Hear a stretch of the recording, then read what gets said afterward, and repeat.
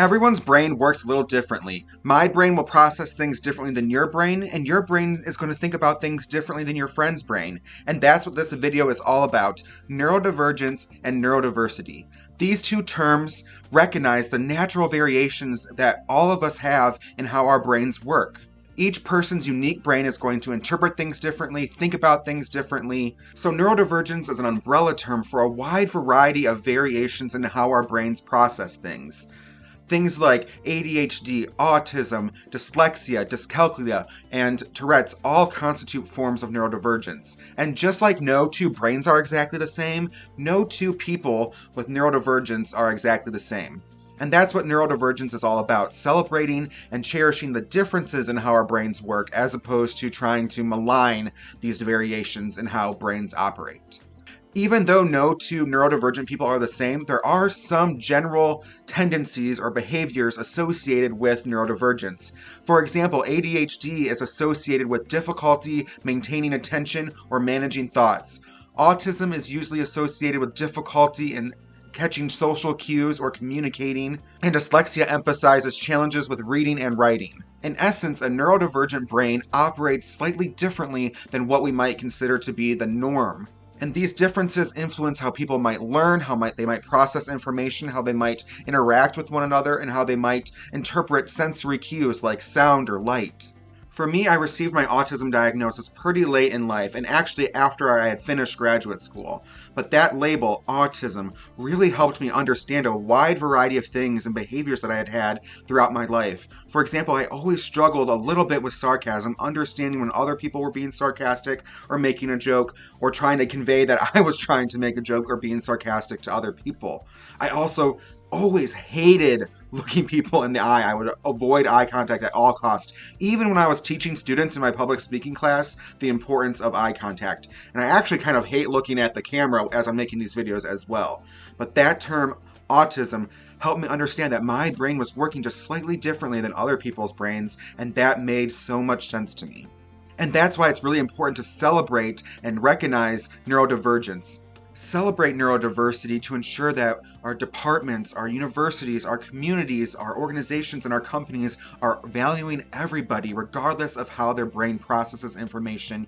And so what does that look like? What does cherishing neurodiversity look like? It looks like taking the time to listen to and affirm the values, experiences, and ideas of people who are neurodivergent. It means taking the time to educate yourself on the different forms of neurodivergence and how those folks might behave or act or think a little bit differently than you. And it is about valuing that difference as opposed to trying to squander that difference, attack that difference, or minimalize that difference. It also looks like trying to brainstorm ways you can make the environment or the norms of your company or department or university inclusive of variations in how people might be thinking or processing. A simple way of thinking of this is, do the sounds or scents of the department or the company include everybody? If someone has differences in how they perceive sensory information, are those people going to be distracted or not in the place that you have created? And know that as neurodivergent people, we bring unique perspectives and diversity of thought into the conversation. We can share new innovative ways of thinking about things, and that's really important. Society, companies, universities, and even departments face complex challenges that require all hands on deck.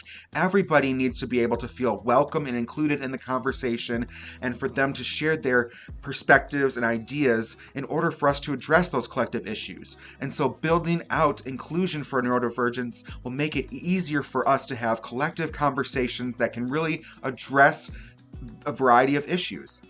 Of course, not everything about the neurodivergent experience is all rainbows and sunshine.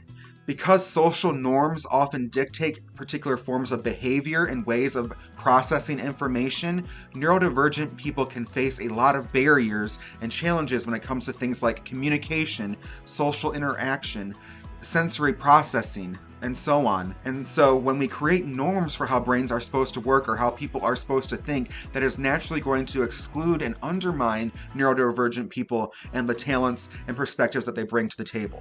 For example, I just used the metaphor sunshine and rainbows, and I wonder if that would make sense to everybody, if that phrase will include everybody in what I'm trying to communicate. What I'm trying to express is that neurodivergent people do experience challenges, and those challenges are very real.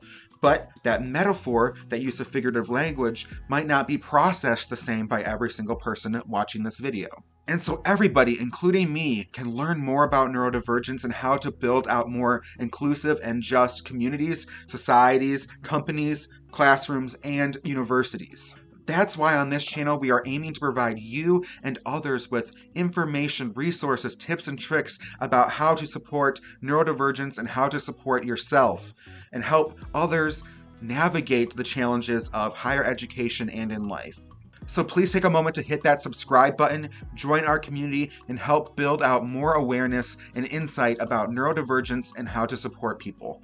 Thank you again so much for watching. Have a good one.